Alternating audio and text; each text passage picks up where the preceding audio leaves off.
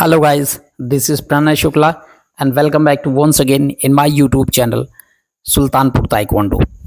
दोस्तों, मेरे last video में मैंने बात किया था आर्टिकल 19 के बारे में और आज जो आर्टिकल मैं आप सभी के लिए लेकर आया हूं वो है आर्टिकल 20 रूल बुक ताइक्वांडो की जो रूल बुक है उसका आर्टिकल 20 टेक्निकल ऑफिशियल्स।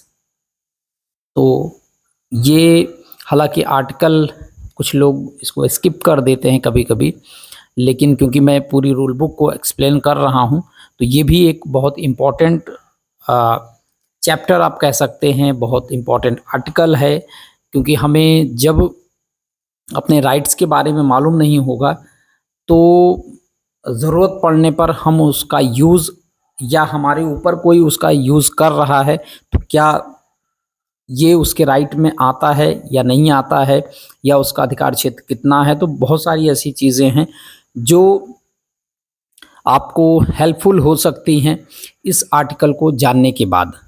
तो दोस्तों, ज़्यादा देर न करते हुए, क्योंकि ये आर्टिकल थोड़ा सा बड़ा है, तो मैं शुरू करता हूँ अपना एक्सप्लेनेशन इस आर्टिकल का। तो जैसा कि आप देख रहे हैं आर्टिकल 20 टेक्निकल ऑफिशियल्स, यानी जो तकनीकी अधिकारी होते हैं हमारे, उनके बारे में ये आर्टिकल है। पॉइंट नंबर 1 है टेक्निकल डेलीगेट्स। ये वर्ड आप अक्सर सुनते होंगे कंपटीशन में, टीडी जिसे शॉर्ट में बोला जाता है, टेक्निकल डेलीगेट्स। तो ये क्या होते हैं एक्चुअली टेक्निकल डेलीगेट्स, इसके बारे में इस आर्टिकल में बताया गया है कि टेक्निकल डेलीगेट्स हमारे होते क्या हैं। तो मैं आपको बता दूं कि टेक्निकल डेलीगेट्स का मतलब होता है तकनीकी जो प्रतिनिधि होते हैं वो उन्हें कहा जाता है टेक्निकल डेलीगेट्स। अब आगे इसमें बताया जाता है कि उनकी क्वालिफिकेशन क्या होती है। कोई व्यक्ति टेक्निकल डेलीगेट्स जो बनाया जाएगा तो उसकी क्या क्वालिफिकेशन होनी चाहिए वो यहाँ पर बताई जा रही है। तो क्वालिफिकेशन के बारे में लिखा गया है कि WT president shall appoint TD among members of WT technical committee for WT promoted championships upon recommendation of WT general secretary.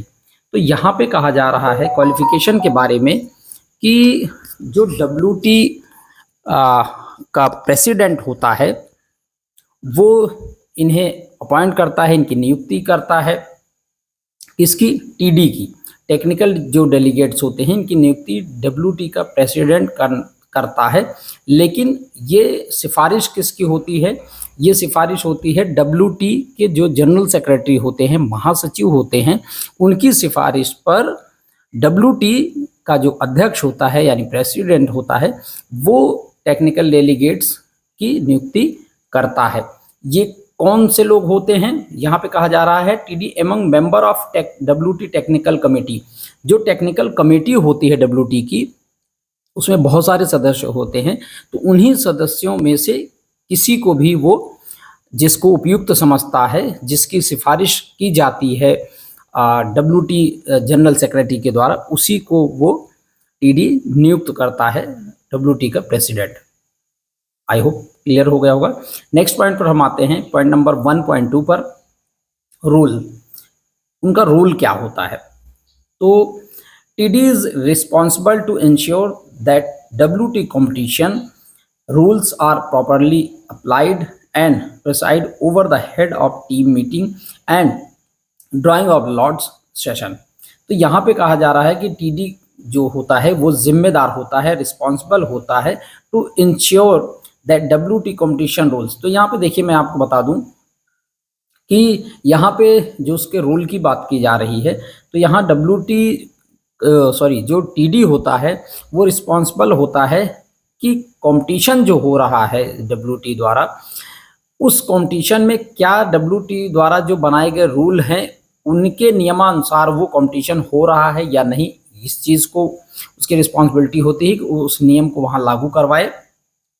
और साथ ही साथ जो टीम हेड की मीटिंग्स होती हैं, उस मीटिंग की वो अध्यक्षता करेगा जो है, यानी लीड करेगा।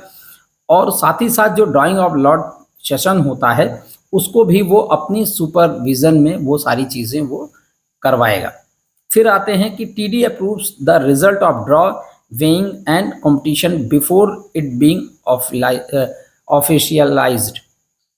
तो ये कहा जा रहा है कि टीडी जो है वो अप्रूव करता है, अप्रूवल देता है किस चीज, किन किन चीज़ों को, रिजल्ट ऑफ ड्रॉज, जो ड्रॉ होते हैं उनके रिजल्ट्स को, वेइंग इन को, और वो इन सारी चीज़ों को आधिकारिक होने से पूर्व, यानी ऑफिशियलाइज्ड का मतलब क्या होता है कि ऑफिशियलाइज्ड का मतलब होता है आधिकारिक। तो आधिकारिक होने से पहले इनको अप्रूवल की ज़रूरत होती है, किसकी, वो होता है टीडी। टीडी के अप्रूवल के बिना कोई भी ड्राइंग ऑफ लॉट्स का जो रिजल्ट होता है या वेइंगिंग होता है, ये सारी चीज़ें जो है ऑफिशियलाइज्ड नहीं होती हैं जब तक कि इसको अप्रूवल नहीं दिया जाता है टीडी के द्वारा। TD has the right to make final decision on competition area.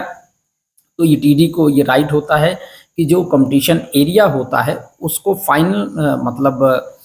Final decision जो होता है वो टीडी का होता है, कि वो अप्रूवल देता है कि हाँ इस जगह पर प्रतियोगिता होगी या नहीं होगी, या प्रतियोगिता स्थल सही है कंपटीशन के लिए या नहीं।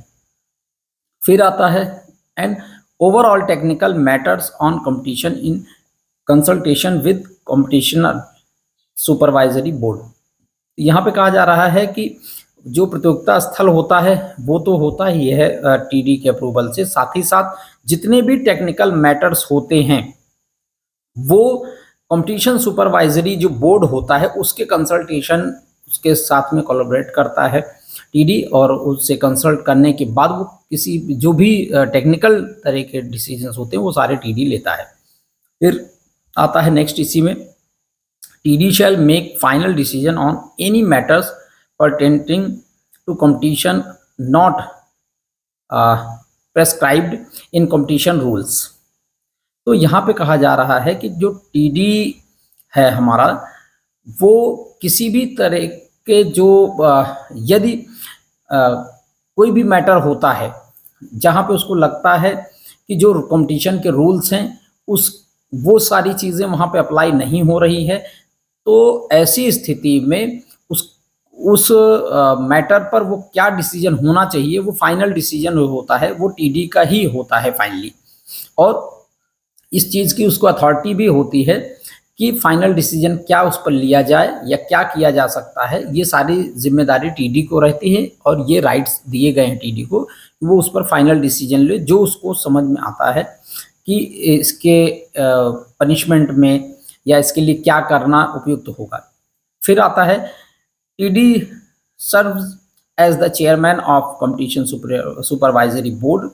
तो यहाँ पे कहा जा रहा है कि TD जो है वो जो कंपटीशन सुपरवाइजरी बोर्ड बनता है उसके अध्यक्ष के रूप में यानी चेयरमैन के रूप में जो है वो कार्य करता है।